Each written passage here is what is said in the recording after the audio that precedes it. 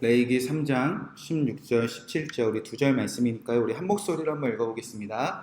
자, 시작. 제사장은 그것을 제단 위에서 불사를지니 이는 화제로 드리는 음식이요 향기로운 냄새라. 모든 기름은 여호와의 것이니라. 너희는 기름과 피를 먹지 말라. 이는 너희의 모든 처소에서 너희 대대로 지킬 영원한 규례니라. 아멘. 하나님의 말씀입니다. 오늘은 화목제 너희는 기름과 피를 먹지 말라라는 말씀 제목으로 기도하고 화목제물에 대해서 마치도록 하겠습니다.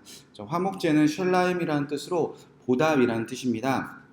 이제 번제와 소제를 통과한 사람들은요, 하나님께 보답하는 마음으로 이 화목제를 드린다는 겁니다. 자, 무엇을 보답하는가? 자, 번제를 통해서 우리가 속죄함을 받았습니다. 죄에서 깨끗하게 용서받고 사함을 받았다는 겁니다. 그래서 이제 소제로 넘어갑니다. 죄를 사함받았기 때문에 하나님과 나의 언약의 관계가 회복되었고 그것을 기념하는 자가 되었습니다. 기억하는 자가 되었습니다. 그래서 이제 하나님께서 우리에게 하신 명령에 보답하는 사람입니다. 그래서 하나님께서 내가 너희에게 언약의 약속을 지키고 너희에게 모든 것을 주셨듯이 이제 우리의 주신 것을, 우리에게 허락하는 것을 가지고 이 세상 이웃들과 함께 기뻐하는 그 명령에 보답하는 제사가 바로 화목제사입니다. 그래서 화목제사는요, 내가 하나님과의 관계가 화목하게 되었다, 그것에 보답하는 마음을 가지고 이제 그 은혜가 내게서 멈추지 않고 우리 주변의 이웃들과 그들에게 확장하기 위해서 그 사랑이 나를 통해서 흘러가는 제사가 바로 화목제사입니다. 자, 오늘 화목제사를 드리는 방법은 다음과 같습니다. 우리가 어제 다 읽었기 때문에 다 읽지 않았지만 화목제사를 드리는 방법을 시작이 이렇게 되어져 있습니다. 2절에 보면 그 예물의 머리 위에 안수한다 이렇게 기록되어져 있습니다. 번제처럼요, 화목제물을 위해서 드린 그 예물에 우리가 먼저 안수를 합니다. 나와 이 화목제물이 똑같습니다 라는 의미로 이제 하나님께 올려드린다는 겁니다. 그래서 지금부터 이 화목제물이 여호와께 향기로운 냄새가 되어지는 과정이 이 화목제사를 드리는 그 사람의 삶이 되게 하신다는 겁니다. 바로 하나님과의 관계가 화목해진 내가 어떻게 이웃에게 화목한 관계를 이루어낼 것인가가 이 화목제사 안에 담겨져 있다는 겁니다. 자, 그 과정이 이렇게 기록되어져 있습니다. 2절 후반부에 보면 회막문에서 잡을 것이요 아론의 제사장들은 그 피를 제단 사방에 뿌릴 것이며 먼저 화목제물로 올려진 우리가 죽음으로 처리됩니다. 그리고 그 피를 하나님의 번제단의 사방에 뿌린다는 겁니다. 그러니까 즉 피는 우리의 것이 아니라 하나님께 드려지는 예물이 되어진다는 겁니다. 자, 그리고 이제 화목제물이 번제에 드려진 예물과 소제의 예물과 다른 것들이 등장하는데 3절 4절에 보면 이제 이렇게 좀 다르게 등장합니다. 3절의 말씀에 보니까 그는 또 그 화목제물 중에서 여호와께 화제로 드릴지니 곧 내장에 덮인 기름과 내장에 붙은 모든 기름과 두 콩팥과 그 위에 기름 곧 허리 쪽에 있는 것과 간에 덮인 꺼풀과 콩팥과 함께 떼어낼 것이요. 화목제물은요, 번제와 소제와 다르게 이제 구별해 내는데요. 특히 기름과 기름덩어리, 콩팥에도 기름이 많다고 합니다. 그래서 그 화목제물 전부를 불살라 태우는 것이 아니라 번제처럼 소제처럼 그 예물이 하나님 앞에서 다 불살라져서 태워져서 하나님께 향기로운 냄새가 되는 것이 아니라 그 화목제물 중에 우선 기름만 따로 분리해내는 작업을 합니다. 그리고 나서 무엇을 태우는가? 5절 말씀해 보니까 아론의 자손은 그것을 제단 위에 불 위에 있는 나무의 번제물 위에 살을 찌니 이는 화제라 여호와께 향기로운 냄새니라. 그러니까 화목제물은요, 번제나 소제물처럼 전부를 태우는 것이 아니라 기름만 다 태워드리는 제사라는 겁니다. 그래서 17절에 보면 하나님께서 이렇게 결론을 내십니다. 너희는 기름과 피를 먹지 말라. 이는 너희의 모든 처소에서 너희 대대로 지킬 영원한 규례니라. 아멘. 그러니까 화목제물은요, 기름만 하나님께 태워드리고 피만 하나님께 뿌려드리고 나머지는 우리가 어제 배운 대로 이웃들과 나누는, 제사장들과 나누는, 그러니까 우리 안에 있는 공동체들과 화목하게 위해서 우리가 함께 나누는 음식으로 주님께서 몫으로 남겨놓으셨다는 겁니다. 자, 그렇다면 이 화목제물을 전부를 드리지 않고 피는 하나님께 뿌리고 기름만 하나님께 태우는 이 말씀을 하신 이유는 무엇일까? 하나님은 피와 기름을 좋아하시는 분이실까? 자, 하나님께서 이 성경에서 가장 먼저 피를 먹지 말라라는 그 구체적인 명령이 어디에 등장하면요, 노아 홍수 이후에 등장합니다. 그래서 창세기 9장 4절, 5절, 6절에 보면 왜 피를 먹지 말라라고 말씀하셨는지가 기록되어져 있습니다. 하나님께서 노아 홍수 후에 노아에게 이렇게 명령하십니다. 9장 4절 말씀입니다. 그러나 고기를 그 생명되는 피째 먹지 말 것이라. 내가 반드시 너희의 피 곧 너희의 생명의 피를 찾으리니 짐승이면 그 짐승에게서 사람이나 사람의 형제며 그에게서 그의 생명을 찾으리라. 다른 사람의 피를 흘리면 그 사람의 피도 흘릴 것이니 이는 하나님이 자기 형상대로 사람을 지으셨음이라. 아멘. 노아 홍수 이후에 하나님이 명령하셨습니다. 이제 고기를 먹어도 되지만 피는 먹지 말라라고 말씀하셨습니다. 이유가 뭐냐면 피가 곧 생명을 의미하기 때문입니다. 그리고 그 피, 그 생명이 존귀한 이유는요, 모든 피가 흐르는 그 모든 생명은 바로 하나님의 형상대로 지음받았기 때문에 피는 생명을 의미하고 피와 생명은 존귀하다는 겁니다. 그러니까 고기는 먹어도 되되 이 피와 이 생명을 흘리는 것이 나를 위한 무차별적인 생명을 파괴하고 피를 흘리는 것이 아니라 얼마나 존귀하고 얼마나 하나님 형상대로 지은 그 생명을 죽여 그 고기를 먹는 것이 얼마나 놀라운 것인 것을 깨달으라는 것이 피를 흘리고 생명을 죽이는 것 하나님께서 용납하시고 기뻐하시진 않는다는 겁니다. 자, 그런데 이 피, 이 생명, 그래서 하나님이 허락하시지 않는 그 피를 흘리는 것은 어떤 의미이냐? 바로 하나님의 형상마저 해치고자 하는 그 인간의 끔찍함을 담기고 있었다는 겁니다. 그래서 하나님이 노아의 때에 홍수로 다 심판하신 것이 아닙니까? 하나님이 사람을 지으신 것을 후회할 만큼 이 세상에, 이 땅에 죄악이 가득했는데 그 죄악 중에 가장 끔찍한 사건이 무엇이냐? 바로 사람들과의 관계가 다 깨어졌다는 겁니다. 바로 가정에서조차 바로 가인과 아벨이 피를 흘리는 사건이 되었습니다.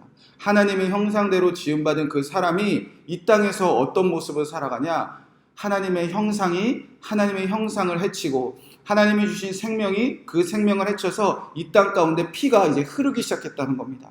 그래서 하나님이 가인에게 그때 이렇게 말씀하셨습니다. 이르시되 내가 무엇을 하였느냐? 내 아우의 핏소리가 땅에서부터 내게 호소하느니라. 하나님이 창조하신 생명이, 하나님의 창조하신 그 놀라운 피의 생명이 이제 이 땅에 어떻게 하려고 했다는 거죠? 하나님의 피마저, 하나님이 주신 생명마저 삼켜버리는 그런 악한 땅으로 이제 변해버리기 시작했다는 겁니다. 이후에도 가인의 후손인 라멕은 더 끔찍한 살인을 저지르고 그 땅 가운데 피가 가득했고요. 세상에는요, 네피림이나 용사처럼 피를 많이 흘려서 이름을 알려진 자들이 이 땅 가운데 가득해졌다는 겁니다. 그러니까 하나님이 허락하신 피를 흘리는 그런 일들이 아니라 하나님의 형상대로 지음받은 자들이 내 이익과 내 만족을 위해서, 그리고 내가 마음에 안 든다고 얼마든지 피를 흘리는, 생명을 다 해치는, 하나님의 형상 우리 손으로 다 해쳐버리는 그런 끔찍한 관계가 이 세상에서 가득했다는 겁니다. 여러분, 중요한 질문입니다. 왜 하나님의 형상대로 창조받은 사람들이, 하나님께서 주신 생명을 받은 자들이 도대체 무엇 때문에 이 세상에서 생명을 해치고 하나님의 형상을 해치면서 그렇게 피가 흘리는 땅으로 다 변해버렸죠? 왜 가인은 피를 흘렸고, 왜 라멕은 피를 흘렸고, 네피림이나 용사처럼 피 흘린 사람들이 유명해지고 피 흘리기 싫어서 내 성을 쌓는 일들이 왜 이 땅 가운데 가득해졌죠? 가장 중요한 것은요, 하나님과의 언약의 관계가 다 깨어졌기 때문입니다. 에덴 동산에서 하나님과 아담과 하와는 언약으로 맺어진 관계였습니다. 이제 이 에덴 동산에 있는 거 모든 거 다 먹어도 되는데, 생명나무도 먹어도 되고 다 먹어도 되는데, 오직 단 하나 선과 악을 알게 하는 나무만은 먹지 마라. 이 언약을 지키면요, 이들은요 하나님의 나라에서 그 언약의 관계를 가지고 행복하게 살 수 있었습니다.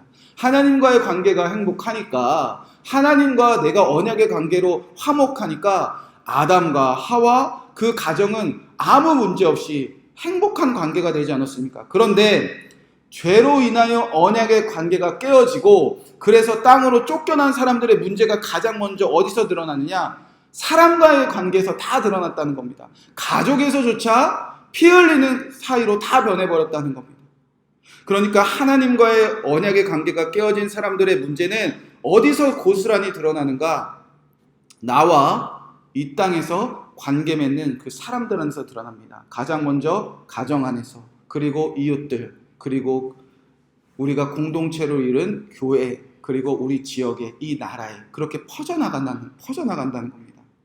하나님과의 관계도 얼마든지 깨트려버린 사람들이 내가 마음에 안 드는 사람, 그리고 내 유익을 위해서 그 생명 죽이고 피 흘리며 관계 다 파괴하는 일들이 뭐가 어렵겠습니까? 그래서 하나님이 다시는 피를 먹지 말라고 이제 선포하신다는 겁니다. 하나님이 피를 좋아해서가 아니에요. 하나님이 피를 먹지 말라고 하신 거, 그리고 이 피가 이제 땅이 아니라 오직 하나님의 번제단에서 뿌리라고 하신다는 것은, 이제 하나님과의 언약의 관계가 번제와 소제로 화목하게 되었으니 이제 화목제물에 흘린 그 모든 피는 이제 하나님께 다 맡기라는 겁니다. 땅에 흘리지 말라는 겁니다. 화목제를 드리기 위해서 이제 이제 하나님께서 흘린 그 모든 피는 내가 다 책임지겠사오니, 이제 우리는 뭐 하라는 거죠? 이제 사람들과의 관계 화목하게 회복하는 자리로 가라는 겁니다.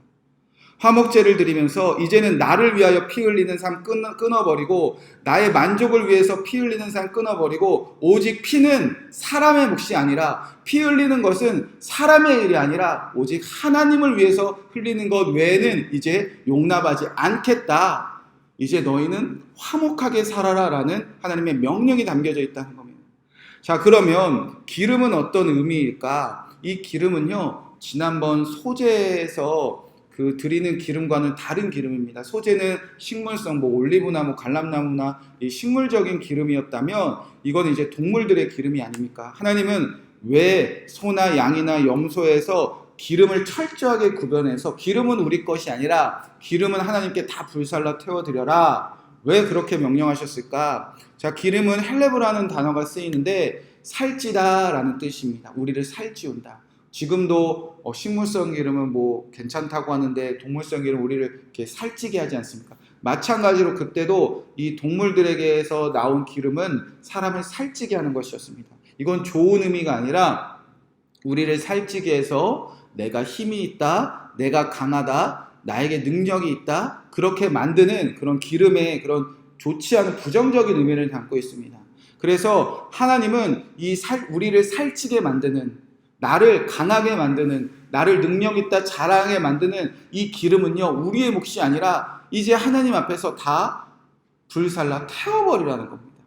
성경에 보면요, 우리를 살찌게 하는 기름을 먹는 자들의 결말이 표현된 구절이 있는데, 사무엘하 1장 22절 말씀에 이런 말씀이 있습니다. 사무엘하 1장 22절 말씀에 죽은 자의 피에서 용사의 기름에서 요나단의 활이 뒤로 물러가지 아니하였으며 사울의 칼이 헛되이 돌아오지 아니하였도다. 아멘. 하나님이 처음 세우신 왕 사울이라는 왕에게서 하나님이 떠나가셨습니다. 성령이 떠나가셨습니다. 그 이후에 사울은 그 왕의 자리 뺏기지 않으려고 자기를 살찌우며 살았습니다. 그래서 자기를 살찌우고 이 왕의 자리 뺏기지 않으려고 힘을 키우고 하나님의 명령을 무시하고 제사장 무시하고 자기가 왕 노릇 제대로 하지 않았습니까? 내가 힘이 있다, 내가 칼이 있다. 그런데 그가 인간관계는 어땠습니까? 다 깨지지 않았습니까? 다윗과도 깨지고 아들과도 깨지고 신하들과도 다 깨지고. 그런데 그가 죽음 당한 이후에 그의 칼도 있고 그의 용사로 알려진 이름들도 있었는데 그 자리에 뭐만 흥건하게 남아 있었다는 거죠? 그의 피와 그를 살찌우게 한 기름만이 있었다는 겁니다. 즉 기름은요, 나를 살찌우지만, 내가 강하다고 말하지만, 내가 능력이 있다고 말하지만 결국 사람들과의 관계 다 파괴하는 그런 부정적인 일밖에 하지 않는다는 겁니다.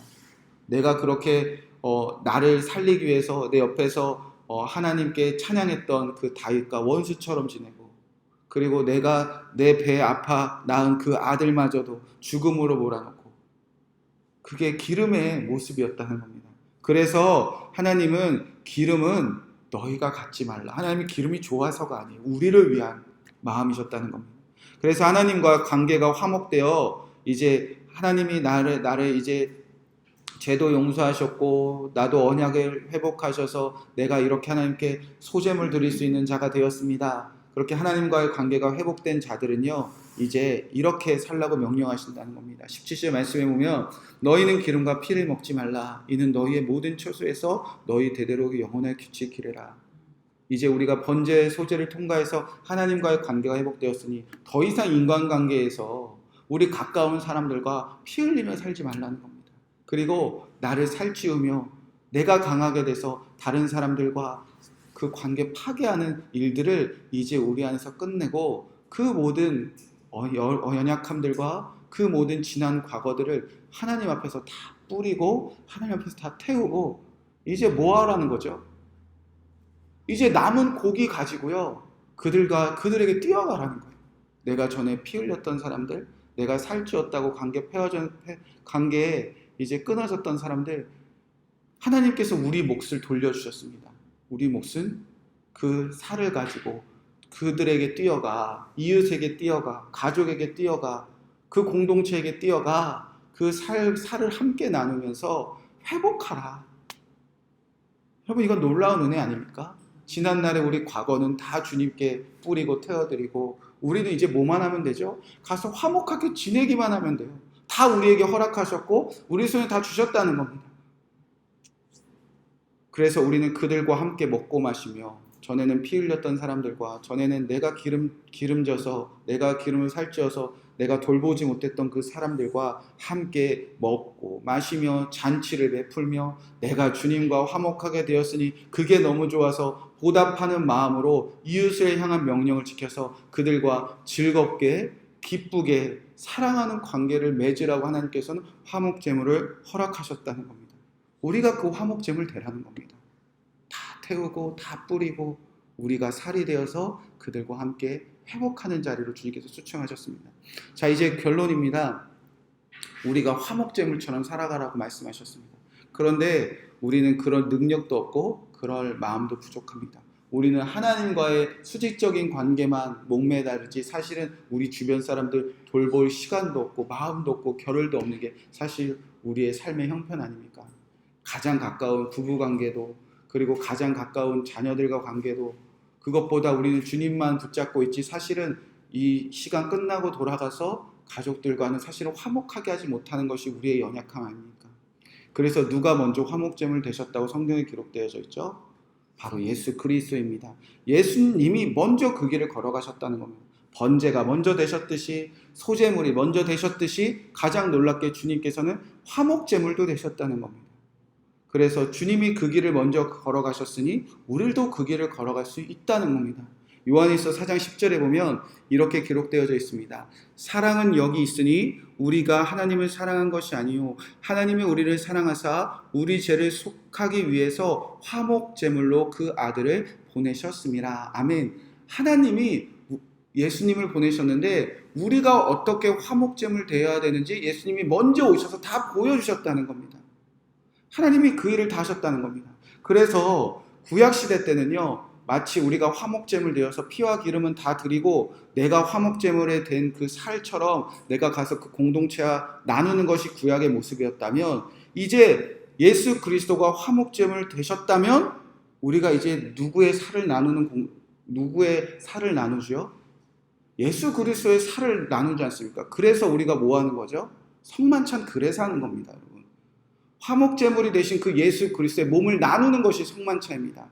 구약시대 때는요, 우리가 흘린 그 죄악의 피를 하나님께 맡겨드렸다면 예수님은 죄가 있으십니까? 없으십니까? 죄가 없으시기 때문에 그 거룩한 피는 십자가에서 제단에 뿌려졌기도 했으며 이제 그 피는 하나님께만 뿌리는 것이 아니라 우리도 먹고 우리도 그 피를 마시는 자가 되었다는 겁니다. 그 피는 우리가 구약시대처럼 죄를 흘려서 끊어지는 피가 아니라 우리에게 흘러야 되는 피니까. 그래서 화목제물 대신 그 예수 그리스도의 피와 살을 나누는 관계가 되어졌다는 겁니다. 주님이 그렇게 살라고 보여주셨다는 겁니다. 여러분, 그러면 성만찬으로 함께 피와 함께 살을 나누는 그 사람들은요, 이제 어떻게 살아가게 된다는 거죠? 화목하게 살아가게 되는 것이 주님의 뜻이라는 겁니다. 그러니까 우리가 성만찬을 하면은 주님 나 너무 사랑하시지요. 주여 감사합니다. 이것만 우리가 목매고 있는데 사실은요, 화목 제물을 나누면 모든 공동체가 먹고 마시면서 화목하게 되었듯이 우리가 정말 교회 안에서 피와 살을 나누는 관계가 되었다면요, 가장 먼저 보답하는 마음으로 어디로 뛰어가야 되냐면요, 이 공동체가 사랑으로 회복되는 일에 우리가 마음을 다해야 된다는 겁니다. 그래서 화목제물을 먹는 자들은 이렇게 살라고 이렇게 기록되어져 있어요. 요한 1서 4장 11절 계속 읽어보면 사랑하는 자들아 하나님이 이같이 우리를 사랑하셨은즉 우리도 뭐하는 것이 서로 마땅하다? 사랑하는 것이 마땅하도다. 아멘. 우리를 주님께서 이렇게 화목제물의 삶이 무엇인지 보여주셨다는 겁니다. 하나님이 우리를 위해서 화목제물 예수 그리스도를 보내주셨고 그 피와 살을 먹는 자들은 이제 사랑하는 것, 그게 우리가 화목제물로 살아가는 그런 삶의 모습이었다는 겁니다. 우리가 화목제물 대신 예수 그리스도의 피와 살을 함께 먹는 자들이면 사랑할 수밖에 없었다는 겁니다. 구약시대 때 소나 양이나 염소를 드려도 그것이 이루어졌는데 예수님의 피와 살을 먹는 자들은 서로 사랑할 수밖에 없게 화목하라고 보답하라고 주님께서 명령하셨는데 여러분, 우리의 삶은 어떠합니까? 함께 피와 살을 나누는 그 형제된 교회의 모습은 어떠합니까? 교회에서 우리가 정말 화목하게 살아가고 있습니까? 그리고 우리는 서로 사랑만 합니까? 서로 화목하게 살고 있습니까? 가정에서 그렇게 살고 있습니까? 내가 성만찬에 참여하고 뛰어가 그들과 화목하게 마음이 가득합니까? 아니면 우리는 다시 번제로 돌아가 내 죄사함 받은 것에 감격하는 것에 머물고 있습니까? 다른 사람 핑계대지 말고 내가 오늘 지금 먼저 사랑하고 내가 화목하기 위한 화목제물이 되고 내와 피와 기름은 다 주께 맡기고 나는 이제 그들에게 회복하는 마음으로 뛰어가고 있습니까? 주님은 명령하셨습니다. 너희는 기름과 피를 먹지 말라. 이는 너희의 모든 처소에서 너희 대대로 영원히 지킬 규례니라. 그리고 주님은 또 예수 그리스도 안에서 명령하셨습니다. 사랑은 여기 있으니 우리가 하나님을 사랑한 것이 아니요 하나님이 우리를 사랑하사 우리의 죄를 속하기 위하여 화목제물로 그 아들을 보내셨습니다. 사랑하는 자들아 하나님이 우리를 이같이 사랑하였은즉 우리도 서로 사랑하는 것이 마땅하도다. 아멘. 하나님과의 관계도 회복하신 그 하나님의 놀라우신 사랑이 여러분 안에 있다면 이제 우리가 눈을 돌려 여러분의 주변을 바라보시기 바랍니다. 그리고 이제 여러분이 화목제물이 되시기 바랍니다. 여러분의 살을 나누며 여러분에게 주신 그 놀라우신 은혜와 사랑을 나누며 이제 진정한 화목하기 위한 마음으로 내가 먼저 주님께 화목제물이 되겠습니다. 예수님 내 안에 계시니 내가 그 일을 할 수 있습니다. 예수님이 나에게 화목제물 되신 것처럼 저도 이제 피와 살을 나누는 그런 한 사람이 되기 원합니다. 그곳에 정말 화목한 가정과 화목한 교회와 화목한 그 공동체가 시작될 것을 믿습니다. 이제 여러분 가정으로 돌아가서 그 일을 먼저 아멘으로 실천해 보시는 오늘 하루 되시기를 주님의 이름으로 간절히 축복의 말씀을 드립니다. 이 말씀 붙잡고 우리가 기도하도록 하겠습니다.